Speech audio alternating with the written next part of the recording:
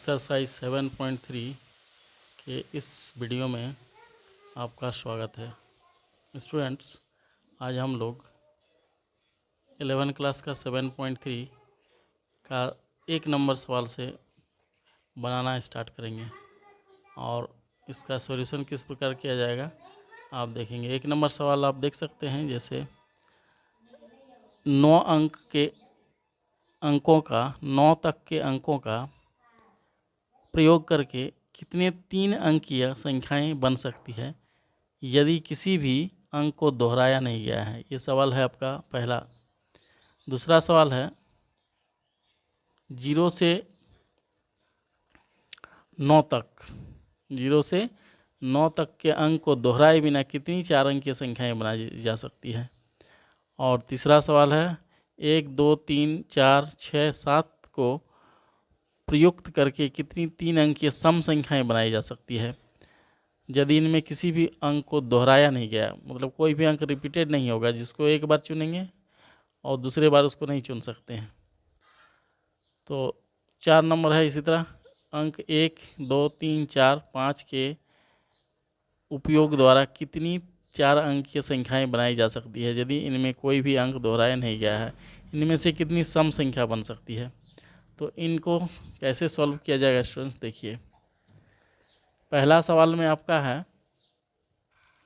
कि 1 से 9 तक के अंक का प्रयोग करके कितनी 3 अंकीय संख्याएं बनाई जा सकती है। तो देखिए 1 से 3 अंक में कुल 3 अंक इकाई, दहाई और सैकड़ा 3 स्थान भरे जाते हैं। 1 से 9 में से कुल हमारे पास 9 अंक हैं।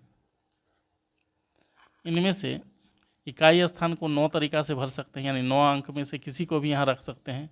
तो जो भरने का तरीका होगा, बारी बारी से अगर हम रखना चाहें 1 से लेकर 9 तक, तो 9 तरीके से भर सकते हैं, यानी 1 से 9 तक में किसी को भी हम यहाँ पे रख सकते हैं। दूसरा है, एक अंक भरने के बाद वो स्थान फिलअप हो जाता है, उसके बाद टोटल हमारे पास 8 अंक बचते हैं। तो दहाई स्थान में अंक रखने के लिए, यहाँ पर अंक रखने के लिए हमारे पास 8 अंक बचते हैं। तो दहाई स्थान को 8 तरीके से भर सकते हैं, यानी 8 में से किसी भी अंक को हम दहाई स्थान पर रख सकते हैं। और 2 स्थान भर जाने के बाद तीसरा स्थान सैकड़ा बचता है, इस जगह पर आपको भरना है। तो जब हम 8 में से एक अंक का प्रयोग दहाई स्थान पर कर देते हैं तो हमारे पास टोटल 7 अंक बचते हैं। अब 7 में से किसी भी अंक को हम सैकड़ा के स्थान पर भर सकते हैं। अतः सैकड़ा के स्थान को भरने का कुल तरीका आपके पास कितने होंगे? 7। तो ये 7 में से किसी को भी लेके आप सैकड़ा का स्थान भर सकते हैं।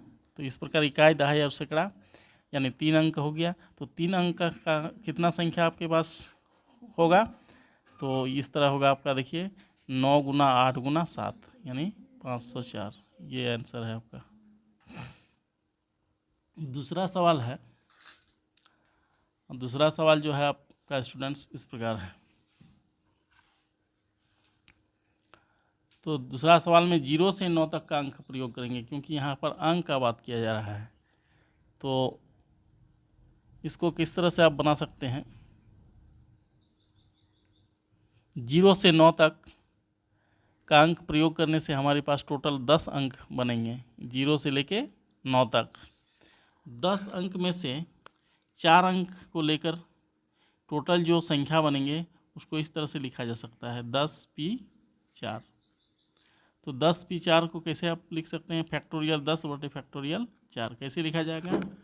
तो 10p4 बराबर फैक्टोरियल 10 अपन फैक्टोरियल 10 माइनस 4।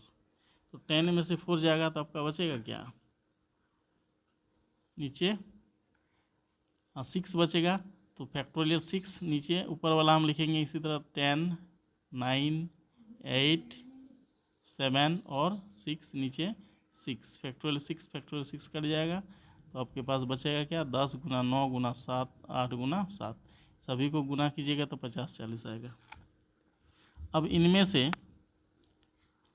वैसे भी अंक शामिल है जिसके 1000वें स्थान पर 0 है, क्योंकि 0 को जब शामिल करेंगे तो हमारा 1000 के स्थान पर भी 0 आ सकता है। जैसे मान लीजिए हम 942 लिखते हैं, तो 942 4 अंक की संख्या जरूर है, लेकिन इसके इकाई स्थान पर कितना है, 0 है। तो ऐसे संख्याओं को हम 4 अंक की संख्या बोलते हैं, लेकिन इसका जो अंक है वास्तव में, ये वास्तव में 3 अंकीय संख्या ही है, क्योंकि इकाई स्थान पर 0 का कोई अर्थ नहीं है यहाँ पर। तो 4 अंक संख्या न लिखकर इसको हम 3 अंक की संख्या बोल सकते हैं, 942। ऐसे संख्याओं की संख्या जो होगा आपका कितना हो जाएगा, 0 अगर इकाई स्थान पर रखते हैं तो ऐसे अंकों की जो संख्या होगा 9p3 होगा, यानी 4 अंक की संख्या जरूर होगा, लेकिन उसका जो वजूद है वह 3 अंकीय है। तो ऐसे संख्याओं की जो संख्या होगा आपके पास इस तरह होगा, 3 अंकीय संख्या बनेगा वो 9p3, यानी 10 में से 0 का उपयोग नहीं कर सकेंगे, तब हम लोग 9 बचेगा, 9 में से 3 को लेकर बने संख्या 9p3। 9p3 को इसी तरह आप सॉल्व करिएगा, फैक्टोरियल 9 बटे फैक्टोरियल 3, तो फैक्टोरियल 9 बटे फैक्टोरियल 3, 9 में 3 जाएगा 6, 6 से 6 तक कट जाएगा, 9, 8 और 7 बचेगा, यानी 504।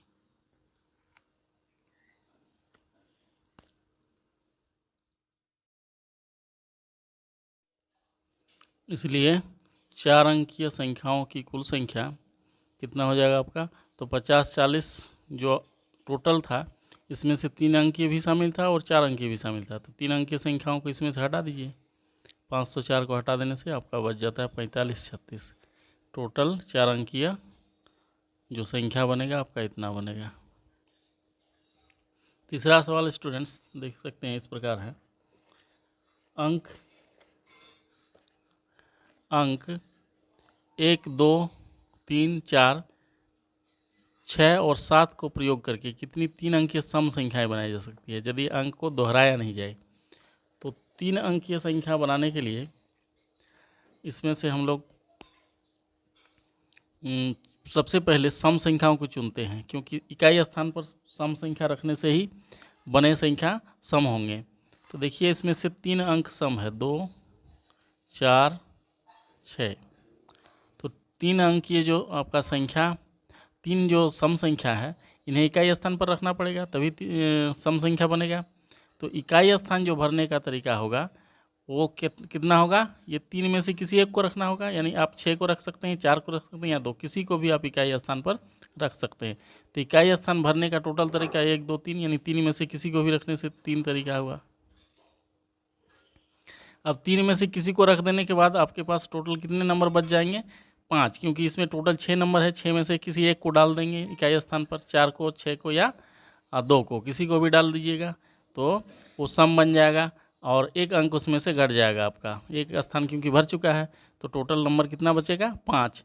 अब हमें कोई प्रतिबंध नहीं है कि हम किसको डालें, क्योंकि इकाई अंक में इन तीनों में से कोई भी रखने से आपका सम बन जाएगा। अब 5 में से किसी को भी हम दहाई स्थान पर रख सकते हैं, तो दहाई स्थान भरने का तरीका 5 हो गया।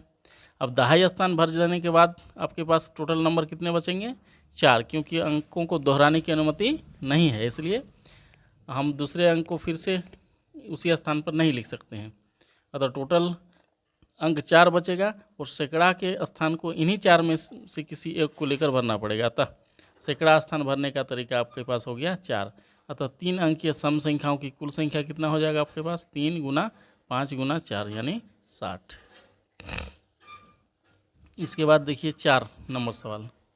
4 नंबर सवाल में आपका इस तरह है कि अंक 1, 2, 3, 4, 5 का उपयोग द्वारा कितनी 4 अंकीय संख्याएं बनाई जा सकती है यदि कोई भी अंक दोहराया नहीं गया है। यानी इसमें एक कंडीशन है आपका कि किसी भी अंक को आप दोहरा नहीं सकते हैं, और इनमें से कितनी सम संख्याएं होगी। यानी फिर दूसरा भी एक सवाल इसमें है, इसमें सम संख्याओं की संख्या कितनी होगी।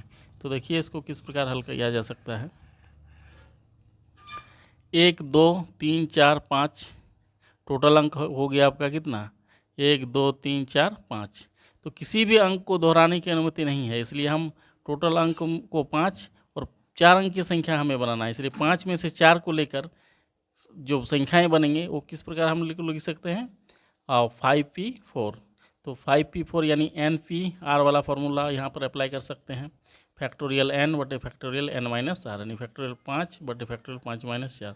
तो फैक्टोरियल 5 बटे फैक्टोरियल 1। तो 5 को आप लिख सकते हैं फैक्टोरियल 5 गुना 4 गुना 3 गुना 2 गुना 1। सभी को गुना करने से आपको 120 मिलेगा। दूसरा कंडीशन था स्टूडेंट्स कि कितने सम संख्या बनेंगे। तो सम इसमें से देखिए जो आपका सवाल था उसमें से था 1 2 3 4 और 5 को लेकर कितनी सम संख्याएं बनाई जा सकती है, दूसरा कंडीशन में जो कहा गया है सवाल में। तो इसमें सम कितनी संख्याएं हैं, 2 संख्याएं देखिए, 2 और 4 सम है। 3 दोनों को इकाई स्थान पर रखने से ही सम संख्या हमें प्राप्त होंगे। तो इकाई स्थान जो भरने का तरीका होगा आपका, कितना तरीका होगा, 2 तरीका होगा। इकाई स्थान को 2 तरीके से आप भर सकते हैं। क्यों? क्योंकि यही 2 में से किसी एक अंक को रखना होगा। तो इकाई स्थान भरने के तरीके 2।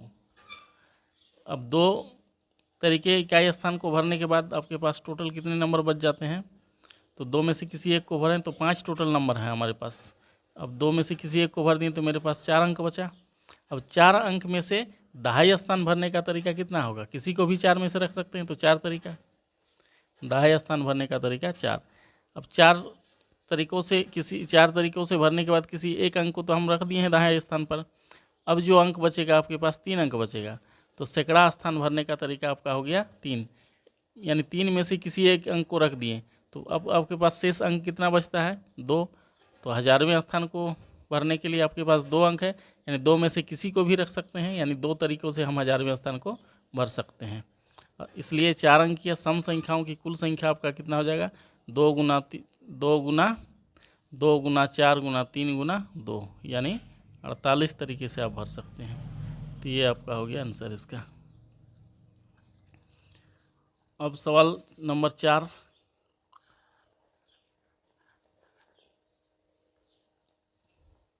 कंप्लीट। अब सवाल 5 में हम लोग पहुँचेंगे। 5वां सवाल है स्टूडेंट्स, देखिए 8 व्यक्तियों की समिति में हम कितने प्रकार से एक अध्यक्ष और एक उपाध्यक्ष चुन सकते हैं, यह मानते हुए कि एक व्यक्ति को एक से अधिक पद नहीं रह सकता है। तो देखिए इसको हम लोग कैसे सॉल्व करते हैं। 8 व्यक्ति में से एक व्यक्ति को अध्यक्ष चुनने का तरीका कितना होगा, 8 में से किसी को भी हम अध्यक्ष की कुर्सी पर बैठा सकते हैं, यानी 8 तरीके हुआ। अब 8 व्यक्ति में से एक को अध्यक्ष चुनने के बाद उसे दूसरा बार नहीं चुना जा सकता है, इसलिए 8 में से एक घट जाएगा, 7 व्यक्ति बचेगा। उपाध्यक्ष चुनने के लिए हमारे पास 7 व्यक्ति बचता है। तो उपाध्यक्ष चुनने के जो तरीके होंगे 7, यानी 7 में से किसी भी एक व्यक्ति को हम चुन सकते हैं। तो ये तरीका आपका हो जाएगा 7।